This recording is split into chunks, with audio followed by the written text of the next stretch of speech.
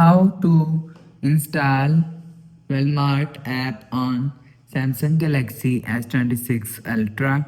So let's start the video. First of all, go to app library. So just swipe up. Now here, so click on Play Store app. Now here, so click on search icon and click on search. So search Wellmart app. You will see Wellmart is here, so click on Wellmart. So if you want to install Wellmart app, so click on Wellmart app and so click on install.